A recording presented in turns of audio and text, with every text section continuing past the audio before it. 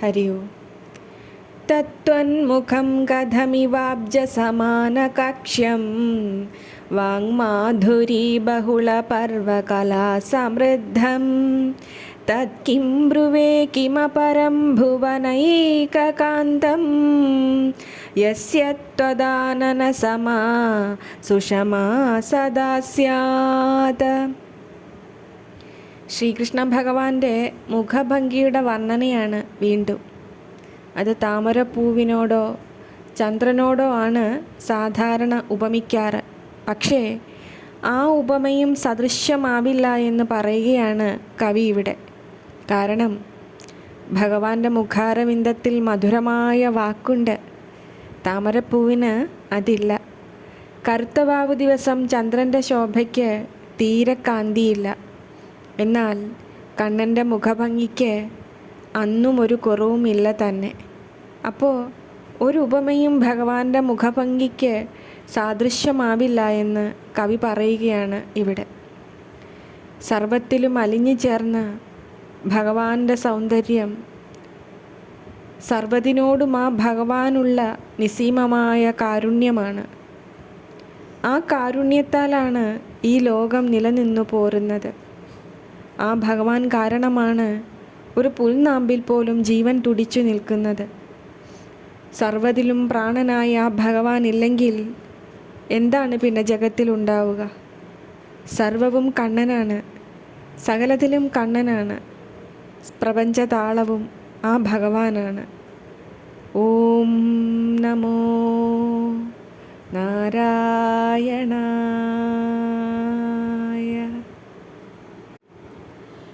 ശുശ്രൂഷസേ യദി വജശൃണുമാമകീനം പൂർവൈരപൂർവകവിഭിന്നകടാക്ഷിതം യത് നീരാജനക്രമധുരാം ഭവദാനനേന്ദോർനിർവ്യാജമർഹതി ചിരായ ശശിപ്രദീപഃ. കവി പറയുകയാണ് ഭഗവാനോട്, അവിടുന്ന് കേൾക്കുവാൻ ആഗ്രഹിക്കുന്നുവെങ്കിൽ കേൾക്കൂ. ഇത് പണ്ടത്തെ മഹാകവികളാരും ശ്രദ്ധിക്കപ്പെട്ട കാര്യമല്ല തന്നെ. അവിടുത്തെ മുഖമാണ് യഥാർത്ഥ ചന്ദ്രൻ. ഒരു ചന്ദ്രൻ ദിവസവും ഉദിച്ച് അസ്തമിക്കുന്നുണ്ടല്ലോ, അത് ചന്ദ്രനല്ല. അത് ജഗദംബിക അവിടുത്തെ മുഖചന്ദ്രൻ്റെ രക്ഷയ്ക്ക് വേണ്ടി സന്ധ്യത്തിരി നനച്ചു കൊളുത്തി ഒഴിയുന്ന തിരിയൊഴിച്ചിലാണെന്ന്.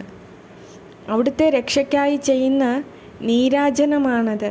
അതായത് ചന്ദ്രൻ്റെ പ്രഭ അങ്ങയുടെ മുഖചന്ദ്രൻ്റെ കാന്തിക്ക് മുന്നിൽ ഒന്നുമല്ലെന്നും ആ ചന്ദ്രൻ അവിടുത്തേക്ക് നീരാജനമായി മാറി ഒഴിയാൻ മാത്രം അർഹതയുള്ളവനാണ് എന്നും കവി പറയുന്നു.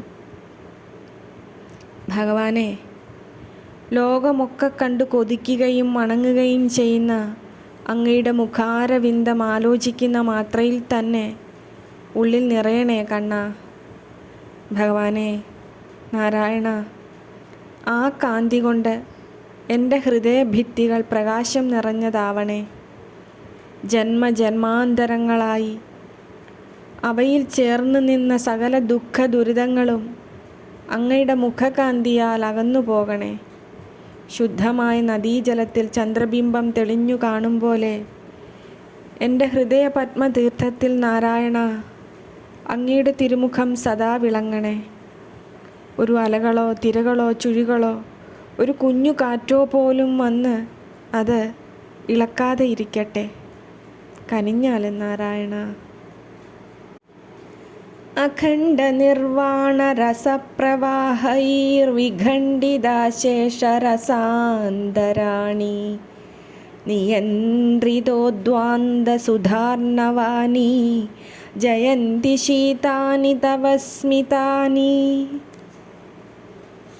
ഭഗവാന്റെ മധുര മന്ദഹാസത്തെ കവി വർണ്ണിക്കുകയാണിവിടെ.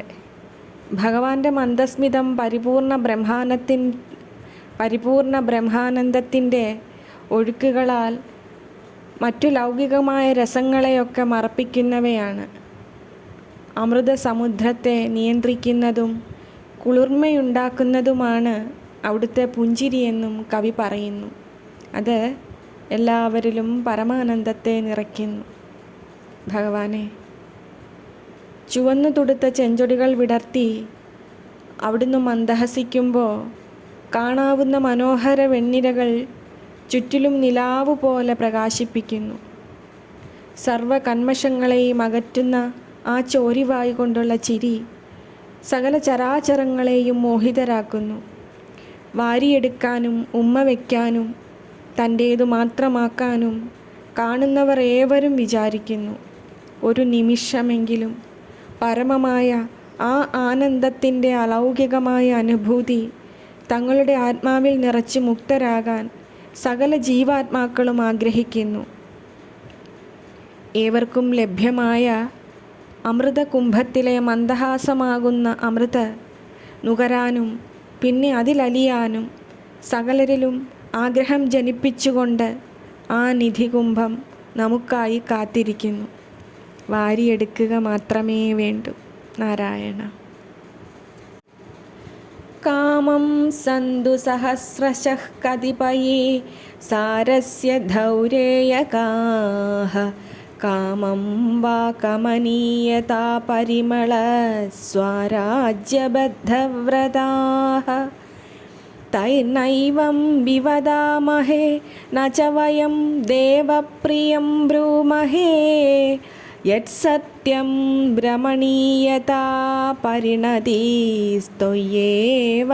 പാരം ഗതാ. ഭഗവാനെ പോലെ താരുണ്യം നിറഞ്ഞു കളിയാടുന്ന ഒരു സുന്ദരൻ വേറെയില്ലെന്ന് പറയുകയാണ് കവി ഇവിടെ. ആയിരക്കണക്കിന് രസികന്മാരിൽ സാരസ്യത്തിൻ്റെ ചുമതല വഹിക്കുന്ന ചിലർ ഉണ്ടായിക്കൊള്ളട്ടെ, സമ്മതിക്കാം. സൗന്ദര്യത്തിൻ്റെ പരിമളതയുടെ സ്വർഗീയാവസ്ഥ നേടാൻ വ്രതമെടുത്തവരും ഉണ്ടാകാം, അതും സമ്മതിക്കാം. അവർക്കു വേണ്ടി ഇപ്രകാരം ഞാൻ വാദിക്കാൻ വരുന്നില്ല. അല്ലയോ ഭഗവാനെ, ഞാൻ അങ്ങയ്ക്ക് വേണ്ടി പ്രിയം പറയുകയുമല്ല. യാതൊന്നാണോ സത്യം അത് പറയുന്നുവെന്നു മാത്രം. അത് എന്താണെന്ന് വെച്ചാൽ, അഴകിൻ്റെ പൂർണ്ണരൂപം പ്രാപിച്ചതായി നിന്തിരുവടി മാത്രമേയുള്ളൂവെന്ന് ഞാൻ പറയുന്നു. അതാണ് സത്യം. കവി പറയുകയാണ്. കണ്ണാ, ഭഗവാനെ, ലോകൈക സുന്ദരനായി ഈ കാർമേഘവർണ്ണൻ മാത്രമേ ഉണ്ടായിട്ടുള്ളൂ. വാക്കുകൾ അഴകായി പൂർണ്ണമാകുന്നത് അങ്ങയിലാണ്. സ്തുതികൾ ഉത്തുംഗമായ സൗന്ദര്യവർണ്ണനയാകുന്നത് അങ്ങിലാണ്. കാഴ്ചകൾ പൂർണ്ണമായ മനോഹാരിതയാൽ മനം കുളിർപ്പിക്കുന്നത് അങ്ങിലാണ്. ഹൃദയം സൗന്ദര്യം കൊണ്ട് വാത്സല്യപൂർണവും തരളവും ആർദ്രവുമാകുന്നത് അങ്ങയുടെ രൂപത്താലാണ്. സർവ സൗന്ദര്യവും അളവുകളൊട്ടും കുറയാതെ അണിഞ്ഞൊരുങ്ങുന്നത് അങ്ങിലാണ്. നാരായണ. മന്ദാരമൂലേ മദനാഭിരാമം ബിംബാധരാപൂരിതവേണുനാദം ഗോഗോപഗോപീജനമധ്യസംസ്ഥം ഗോപം ഭജേ ഗോകുലപൂർണ്ണചന്ദ്രം. മന്ദാരവൃക്ഷത്തിൻ്റെ ചുവട്ടിൽ കാമസുന്ദരനായി തൊണ്ടിപ്പഴച്ചെഞ്ചൊടിയിൽ ഓടക്കുഴലൂതി ഗോകുലുടെയും ഗോപീജനങ്ങളുടെയും മധ്യേ നിൽക്കുന്ന ഗോകുലത്തിലെ പൂർണ്ണചന്ദ്രനായ ഗോപാലകൃഷ്ണനായ ഭഗവാനെ അങ്ങേ ഞാൻ ഭജിക്കുന്നു എന്ന് കവി പറയുകയാണിവിടെ. സകലരെയും തന്നിലേക്ക് അടുപ്പിക്കുന്ന അവർണ്ണനീയമായ തൻ്റെ കാന്തി കൊണ്ടും വേണുഗാനം കൊണ്ടും കണ്ണൻ ഗോകുലവാസികളെ സദാ കൃഷ്ണസ്മരണയുള്ളവരാക്കി. ഏവരും ഭഗവാനെ തന്നെ ചിന്തിച്ച് ചിന്തിച്ച് അവരുടെ ഹൃദയം നിർമ്മലവും പരിശുദ്ധവുമായി. ചെയ്യുന്ന സകല കർമ്മങ്ങളും കണ്ണനു വേണ്ടിയായി. അവരുടെ ദിവസങ്ങൾ ഉദിക്കുന്നത് കണ്ണനെ കാണാനാണ്, അസ്തമിക്കുന്നത് നാളെ വീണ്ടും കണ്ണനെ കാണാമെന്ന പ്രതീക്ഷയുടെ ചിറകിലാണ്. രാവെളുക്കുവോളം സ്വപ്നവും കണ്ണനാണ്. പറയുന്ന ഓരോ വാക്കും ഭഗവാന്റെ ലീലയാണ്. ഉടുത്തൊരുങ്ങുന്നതും കണ്ണന് വേണ്ടിയാണ്. കണ്ണനെ കാണാനുള്ള ഉത്സാഹവും ആവേശവും അവരുടെ ദിനം ഊർജ്ജസ്വലമാക്കുന്നു. പ്രവൃത്തികൾ ശുദ്ധവും ഫലകാംക്ഷയില്ലാത്തതുമാകുന്നു. കാരണം എല്ലാം കണ്ണനു വേണ്ടിയാണ്. അവർക്ക് എല്ലാം കണ്ണനാണ്. ഭഗവാനെ, എനിക്കും അങ്ങനെയുള്ള ഭാഗ്യം തരുമോ? തരണേ ഭഗവാനെ. അങ്ങനെ ആകാനുള്ള ഭാഗ്യം എനിക്കും തരണേ ഭഗവാനെ.